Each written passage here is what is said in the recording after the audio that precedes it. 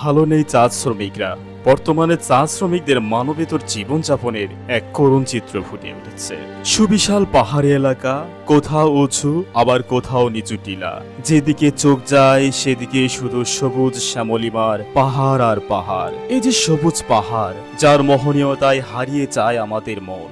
যারা এই মোহনীয় সৌন্দর্যের কারিগর, কেমন আছে সেই পাহাড়ি শ্রমিকরা? আসলে এক নজরে দেখে নেই বর্তমানে চা শ্রমিকদের মানবেতর জীবনযাপনের করুণ চিত্র।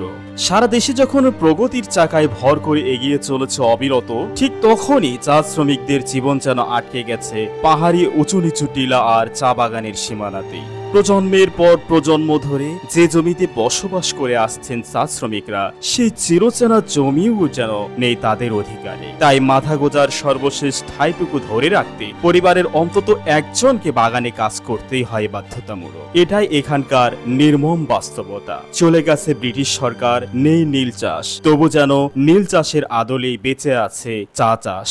দেশের নিবন্ধিত ও অনিবন্ধিত সর্বমোট চা বাগানের সংখ্যা 241টি। দেশের সব চা বাগানে কাজ করা শ্রমিকদের জীবন প্রায় একই সূত্রে গাঁথা। সারাদিন খেটে খুঁটে মেলে সর্বোচ্চ 120 টাকা, তা দিয়ে ভাত জোটে না সবার পাত। মেধহীন শরীরে মাথায় করে বয়ে চলেছেন পাতার বোঝা। অস্বাস্থ্যকর পরিবেশে বেড়ে ওঠে তাদের সন্তান, ভোগে অপুষ্টি সহ নানা রোগে, মেলে না মৌলিক অধিকার শিক্ষার সুযোগটা। তাই বুঝি কিছুদিন আগে শ্রমিকরা সকল গণ্ডি পেরিয়ে নেমেছিল বেঁচে থাকার আন্দোলনে। ন্যূনতম মজুরি 300 টাকা করার দাবিতে চলে লাগাতার ধর্মঘট। বৈঠকের পর বৈঠক করেও মেলেনি কোনো সমাধান। শ্রমিকদের একটাই দাবি, দিনান্ত শ্রমের কাঙ্ক্ষিত মজুরি না পেলে যোগ দেবেন না কাজে। সাজানো গোছানো চা বাগানের অবস্থানের কারণে সিলেটকে দুটি পাতা ও একটি কুড়ির দেশ বলে থাকেন অনেকে। তবু শ্রমিকদের ভাগ্যে চোটে সেই নুন আনতে পান্তা ফুরোনোর দশা। পাহাড়ের কোলে সবুজময় শতবর্ষী চা বাগানগুলোতে মৌসুমে চায়ের পাতায় নতুন পাতার সূচনা হয়, কিন্তু সংকট মুক্ত হয় না নারী শ্রমিকদের জীবন। চা বাগানের নারী শ্রমিকরা চা বাগানের অভ্যন্তরে ও বাইরে হাড় ভাঙা পরিশ্রম করে জীবিকা নির্বাহ করলেও তারা জানে না নারী অধিকারের কথা। এসব নারী চা শ্রমিক এই শিল্পে অবদান রাখলেও তারা বরাবরই অধিকার থেকে হয় বঞ্চিত।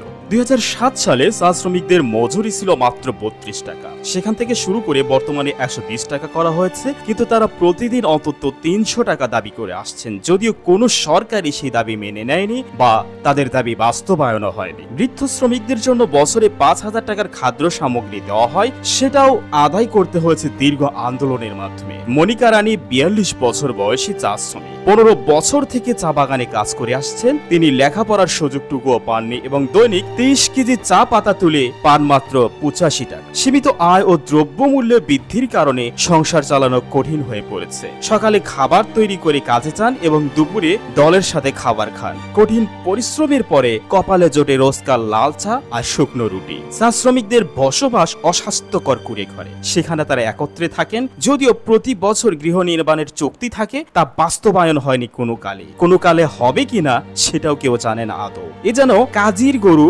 খাতায় থাকে, গোয়াল শূন্য থাকার মতো অবস্থা। এছাড়া চা বাগান এলাকায় প্রাথমিক ও মাধ্যমিক শিক্ষা প্রতিষ্ঠান না থাকায় শ্রমিকদের সন্তানরা মৌলিক শিক্ষা থেকেও বঞ্চিত হচ্ছে। বাংলাদেশের চা শ্রমিকরা 1921 সালে রক্তাক্ত ইতিহাসের সাক্ষী, যখন তারা শোষণ থেকে মুক্তির জন্য আন্দোলন করেন। 1854 সালে সিলেটে প্রতিষ্ঠিত চা বাগানের নিম্ন বর্ণের মানুষদের মিথ্যা আশ্বাসে এনে শ্রমিক হিসেবে ব্যবহার করা হয়। বর্তমানে তারা 120 টাকার জন্য দৈনিক 23 কেজি চা পাতা তোলেন, অথচ খাদ্য সংকট, অস্বাস্থ্যকর জীবন এবং মৌলিক অধিকার থেকে তারাই বঞ্চিত। সরকারের নীতির অভাব ও নিম্নমানের চা আমদানি চা শিল্পকে সংকটে ফেলেছে।